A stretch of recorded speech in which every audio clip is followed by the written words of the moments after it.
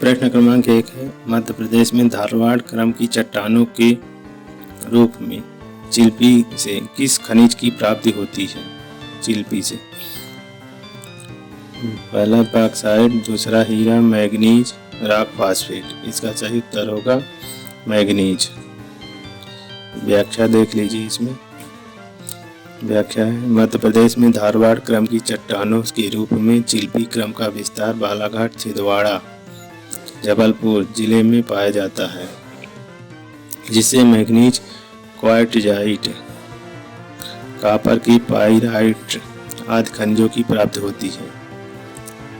बालाघाट जिले में चिल्पी क्रम की चट्टानों में बहर, नीस, चौरिया, नीस आदि के निक्षेप पाए जाते हैं। प्रश्न क्रमांक 2 है, मध्य प्रदेश के किस जिले में मलाजखंड रीफ स्थित है? छिंदवाड़ा, सिवनी, बालाघाट, बैतूल। इसका सही उत्तर होगा बालाघाट।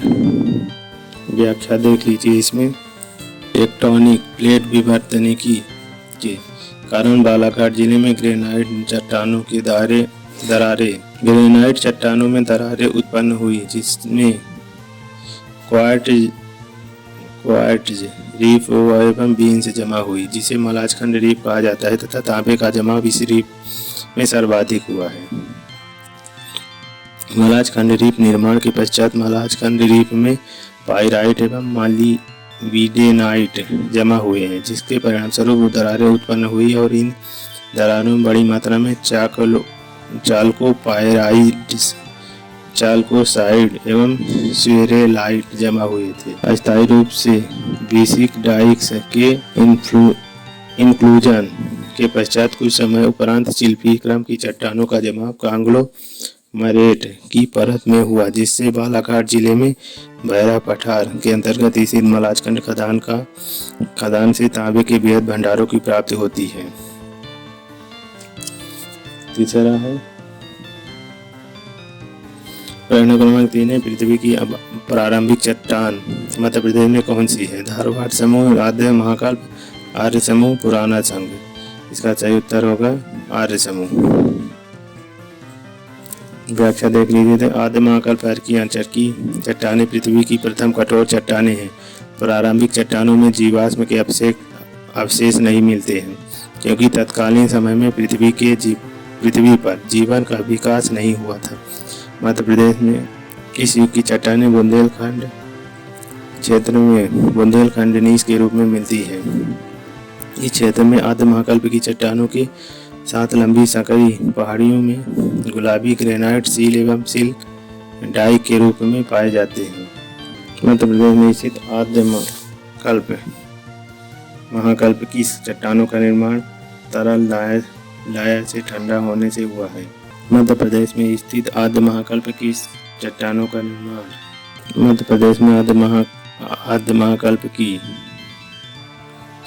निर्माण तरल लाया के ठंडे होने से हुआ है। इन दोनों प्रकार की चट्टानों का प्रादेशिक एवं तापीय अंतरण अधिक होने के कारण इसका विभेदीकरण कठिन है। प्रश्न क्रमांक 4 है, मध्य प्रदेश में पाई जाने वाली धारवाड़ क्रम की चट्टानों के संदर्भ में निम्नलिखित में से कौन सा कथन असत्य है? पहला है, चिल्पी क्रम की चट्टानों में बालाघाट और छिंदवाड़ा जिले में से मैग्नीज व ताम्र खनिज की प्राप्ति होती है। सकोली क्रम की चट्टानों में जबलपुर व कटनी जिले से अभ्रक व संगमरमर की प्राप्ति होती है। सौसार क्रम की चट्टानों का विस्तार महाराष्ट्र के नागपुर से मध्य प्रदेश के छिंदवाड़ा जिले तक एक पट्टी के रूप में पाया जाता है। सकोली व सौसार क्रम की चट्टानों से हीरे व बॉक्साइट की प्राप्ति होती है। इसका सही उत्तर होगा सकोली व सौसार क्रम की चट्टानों से हीरे व बॉक्साइट की प्राप्ति होती है। व्याख्या देख लीजिए। इसमें मध्य प्रदेश के धारवाड़ क्रम की चट्टानों के रूप में चिल्पी क्रम की चट्टानों का विस्तार बालाघाट, छिंदवाड़ा जिले में पाया जाता है, जिससे मैग्नीज व तांबे के भंडार पाए जाते हैं। इसके अतिरिक्त जबलपुर, कटनी में सकोली क्रम की चट्टानों का विस्तार पाया जाता है, जिससे अभ्रक और सर्वोच्च गुणवत्ता वाले संगमरमर के निक्षेपों की प्राप्ति होती है। धारवाड़ क्रम की चट्टानों के सौसार क्रम का विस्तार महाराष्ट्र के नागपुर से लेकर मध्य प्रदेश के छिंदवाड़ा जिले तक एक सकरी पट्टी के रूप में पाया जाता है। जिससे मैग्नीज व अभ्रक की अधिकता पाई जाती है। टिप्पणी इसमें मध्य प्रायद्वीपीय और प्रायद्वीपीय की धारवाड़ चट्टानों में काफ़ी भिन्नताएं देखने को मिलती हैं। प्रायद्वीपीय चट्टानों का रूपांतरण बहुत ज़्यादा हुआ है, जबकि वहाँ प्रायद्वीपीय चट्टानों का आक्षेपिकृत कम है। प्रायद्वीपीय चट्टानों के अत्यधिक रूपांतरित होने के कारण उनमें खनिज पदार्थ अधिक मात्रा में प्राप्त होते हैं। कहीं कहीं ये चट्टानें एक साथ काफ़ी दूर के क्षेत्रों में व्याप्त मिलती हैं। इसके विपरीत वहाँ प्रायद्वीपीय में धारवाड़ की चट्टानों अधिकतर गहरी गर्तों और घाटियों में मिलती है या कहीं ऊंचे स्थान पर। इसका मुख्य कारण यह है कि इन प्रदेशों में का धरातल निर्माण के बाद उठा है और इस पर अधिक जमाव नहीं हो पाया है, या कहीं यदि जमाव हुआ भी है तो सही रूप से नहीं है। प्रश्न क्रमांक 5 है, मध्य प्रदेश के कुरप्पा क्रम चट्टानों को ग्वालियर संभाग में किस नाम से जाना जाता है? Gwalior series, Kaimur series, Bhander series, लाल चीयर सीरीज। इसका सही उत्तर होगा ग्वालियर सीरीज।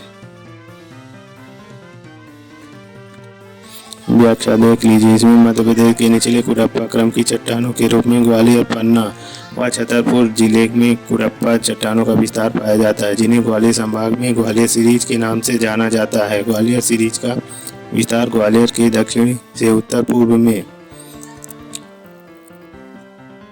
दतिया जिले की सेवढ़ा तहसील तक पाया जाता है। ग्वालियर सीरीज की ऊपरी चट्टानों को मोरार तथा निचली चट्टानों को पार कहा जाता है। आंध्र प्रदेश में के कुरप्पा जिले के नाम पर इस चट्टान समूह का नामकरण किया गया है। कुरप्पा जिले में यह चट्टान अर्धचंद्राकार स्वरूप में एक विशाल क्षेत्र में पाई जाती है, जिसकी ऊंचाई लगभग अर्धचंद्राकार स्वरूप में एक विशाल क्षेत्र में पाई जाती है, जिसकी ऊंचाई लगभग 6000 मीटर है। अब तक इन चट्टानों में जीवाश्मों का रूप प्राप्त नहीं किया जा सकता है, जबकि उस समय पृथ्वी पर जीवन का भी आविर्भाव हो चुका था। सामान्यतः